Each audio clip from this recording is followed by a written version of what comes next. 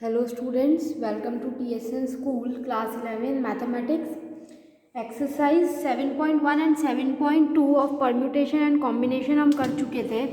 Now I am starting exercise 7.3. So introduction to exercise 7.3 part 1. ना permutation क्या होता है ये हमने देखा था. Now यहाँ पे हम जो कर रहे हैं वो हम कर रहे हैं derivation of the formula for NPR. ना NPR के फॉर्मूले का derivation. Now N P R, P means यहाँ पे होता है परम्यूटेशन, एन यानी हमारे जो डिफरेंट ऑब्जेक्ट्स दे रखे हैं उन ऑब्जेक्ट्स में से मेरे को आर ऑब्जेक्ट्स अगर सेलेक्ट करने हैं ना, इसके बेसिस पे जो थ्योरम नंबर 1 थी हम मैंने कराई थी आपको लास्ट क्लास में, the number of permutations of N different objects, यानी आपको एन अलग अलग ऑब्जेक्ट्स गिवन है, उनमें से आर आपको एट ए टाइम लेने हैं, यानी क्या है एन में से आपको आर ऑब्जेक्ट सेलेक्ट करने हैं. और जो रिपीटेशन है ऑब्जेक्ट्स डू नॉट रिपीट, यानी जो रिपीटेशन है वो अलाउड नहीं है, तो उस केस में हमने क्या फॉर्मूला देखा था कि एन डिफरेंट ऑब्जेक्ट्स को में से आर एक टाइम पे लेके हम कितने तरह से उनको जमा सकते हैं, वो क्या होता है एन, n-1, n-2. जैसे हमने एक एग्जाम्पल किया था रोज़ वाला ना, रोज़ वाला एग्जाम्पल हमारा चल रहा था, 4 प्लेसेस थी, तो इन 4 चीज़ों को 4 प्लेसेस पे जमाने के लिए पहले वाले के पास कितने ऑप्शन है 4, दूसरे के पास 3, फिर 2, फिर 1. तो बेसिकली ये चल क्या रहा है n, this is n-1, this is n-2 and this is n-3. Clear. तो यहाँ पे n कितना है मेरा 4. अब इसने बोला था कि 4 में से आपको 4 लेने हैं, तो यहाँ पे r भी कितना हो गया 4. सपोज इस 4 में से मेरे को कोई 3 लेटर वर्ड बनाना होता, तो पहली प्लेस पे 4, दूसरी पे 3 और फिर लास्ट वाली पे 2. तो उस केस में मेरा फॉर्मूला क्या हो जाता है n, n-1, n-2. तो इस केस में मेरा n हो जाता 4 और जो r है वो हो जाता मेरा 3.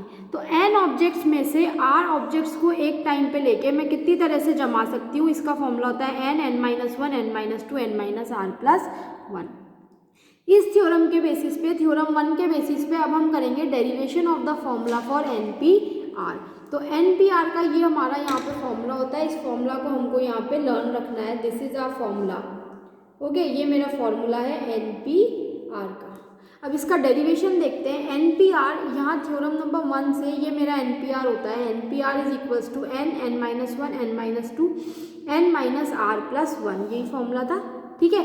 अब इसके बोथ न्यूमरेटर और डिनोमिनेटर को, इस वाली चीज़ को, न्यूमरेटर को डिनोमिनेटर दोनों को मैं किससे मल्टीप्लाई करा रही हूँ n-r, n-r-1, 3 इंटू 2 इंटू 1. सो ये हो गया n, n-1, n-2, n-r+1, n-r, n-r-1, 3 into 2 into 1. नीचे भी मैंने इसी से मल्टीप्लाई करा दिया. तो स्टूडेंट्स ये तो क्या हो गया पूरा n का पूरा फैक्टोरियल हो गया, ये 3 to 1 तक, तो ये तो हो गया n फैक्टोरियल.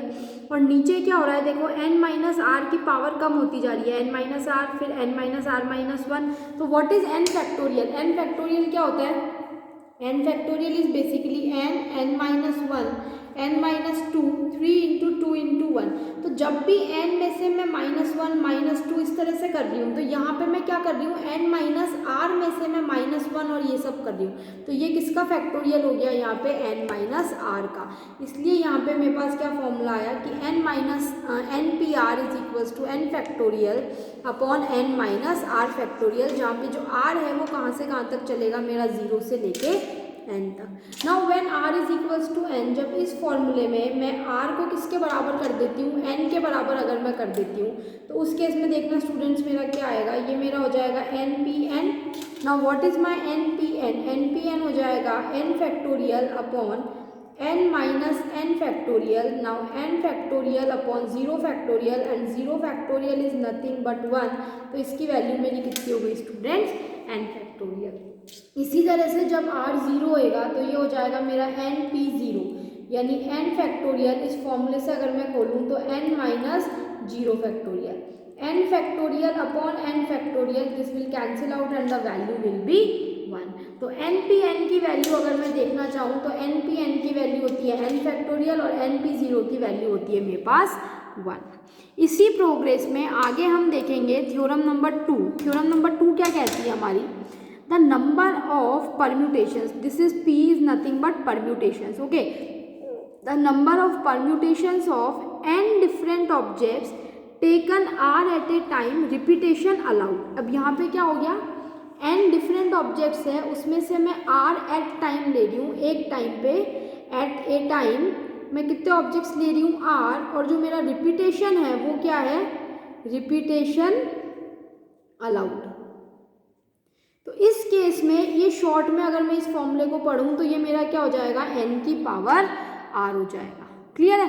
इस केस में क्या था, यहाँ पे n थे, n में से हम r ले रहे थे at a time, but repetition not allowed. यहाँ पे रिपीटेशन अलाउड है, यहाँ पे क्या है, रिपीटेशन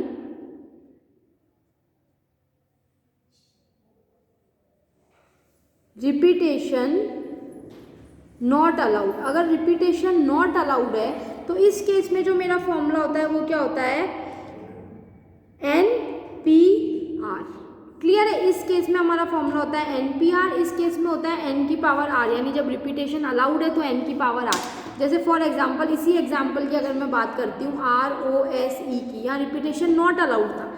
अगर रिपीटेशन अलाउड है यानी R R R R भी एक वर्ड बन सकता है, तो इस प्लेस के लिए भी 4 जगह, इसके लिए भी 4, इसके लिए भी 4, इसके लिए भी 4, तो उस केस में 4 की पावर 4। कितने परम्यूटेशंस बनेंगे स्टूडेंट्स मेरे, 4 की पावर 4। क्लियर है।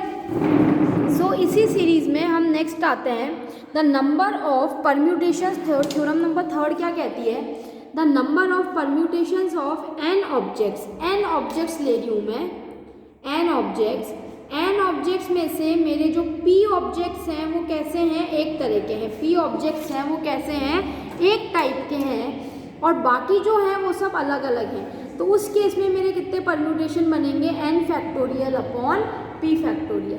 फॉर एग्जाम्पल मेरे को कोई वर्ड दे रखा है, जैसे मैं यहाँ पे इसका अगर एग्जाम्पल से आपको बताऊँ, मेरे को कोई वर्ड दे रखा है इलाहाबाद,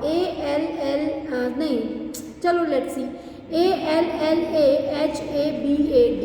ओके, ना टोटल कितने लेटर्स है, 1 2 3 4 5 6 7 8 9, तो टोटल कितने हैं 9। तो यहाँ पे n कितना हो गया मेरा 9। अब इसमें से A कितने तरह के हैं, 3, और L मेरे पास कितना है यहाँ पे, नहीं, A इज 4, एंड जो मेरे L है वो कितने हैं मेरे पास यहाँ पे 2। तो अब इन 9 में से एक तरह के, यानी ये मेरा हो गया P1, ये मेरा हो गया P2। अगर मैं इसके जनरलाइजेशन की बात करूँ, थ्योरम नंबर 4 क्या कहती है, the number of permutations of n objects. n objects में से अगर P1 ऑब्जेक्ट्स एक काइंड के हैं, P2 ऑब्जेक्ट्स एक काइंड के हैं, P के ऑब्जेक्ट्स एक काइंड के हैं, तो मेरा परम्यूटेशन क्या होगा, n factorial upon P1 factorial, P2 factorial and P के फैक्टोरियल। क्लियर है स्टूडेंट्स। तो इस यहाँ पे देखो n मेरा कितना है 9, तो ऊपर तो आ जाएगा 9 फैक्टोरियल। उसके बाद P1 कितना है 4, क्योंकि 4 जो अल्फ़ाबेट्स है वो मेरे क्या है A, तो ये हो गया 4 फैक्टोरियल, और L कितना है मेरे पास 2, तो ये कितना हो गया 2 फैक्टोरियल। तो ये इसी थ्योरम का, आप इसको क्या कह सकते हो कि ये इसी थ्योरम का क्या है, जनरलाइजेशन है। अगर एक तरह के हैं तो P फैक्टोरियल, एक से ज़्यादा तरह के हैं तो हम क्या लिखेंगे, P1 P2 एंड P के फैक्टोरियल। तो जो हमारी परम्यूटेशंस की जो 4 मोस्ट इंपॉर्टेंट थ्योरम है, theorem number 1, theorem number 2, theorem number 3 and theorem number 4, वो यहाँ पे हमने कवर करी है। थ्योरम नंबर 1 में n ऑब्जेक्ट्स में से r एट ए टाइम ले रही हूँ, रिपीटेशन नॉट अलाउड है, तो उसका फॉर्मूला हो जाएगा NPR। यहाँ पे थ्योरम नंबर 2 से कि n में से अगर हम r ले रहे हैं एट ए टाइम और रिपीटेशन अलाउड है तो क्या हो जाएगा n की पावर r, और n ऑब्जेक्ट्स में से अगर मेरे p ऑब्जेक्ट्स जो हैं वो एक तरह के हैं तो वो हो जाएगा n factorial upon p factorial. और थ्योरम नंबर 4 क्या कहती है, अगर n ऑब्जेक्ट्स में से P1 P2 P के अगर एक तरह के हैं तो मेरा फॉर्मूला क्या हो जाएगा, n factorial upon P1 factorial, P2 factorial and P के फैक्टोरियल। तो स्टूडेंट्स यहाँ पे जो हमारे परम्यूटेशन वाला पार्ट था, वो हमने कवर किया। अब नेक्स्ट क्लास में, नेक्स्ट लेक्चर में जो मैं इससे रिलेटेड एग्जाम्पल्स हैं, जो बाकी की ये थ्योरम नंबर 3 और 4 और इन चारों थ्योरम से रिलेटेड जो भी एग्जाम्पल्स है वो अब हम हमारी नेक्स्ट जो भी हम लेक्चर में लूँगी उसके अंदर मैं इन एग्जाम्पल्स को कवर कराऊंगी। तब तक आप एक बार ये derivation of formula of NPR, this is the important one, because अब आपका पेपर सब्जेक्टिव है तो मे बी पॉसिबल दैट ये जो डेरिवेशन वाला पार्ट है ये आ सकता है। तो एक बार आप इसको अच्छे से गो थ्रू करिएगा। नेक्स्ट क्लास में हम इससे रिलेटेड जो भी एग्जाम्पल्स हैं वो सब स्टडी करेंगे। So students, thank you.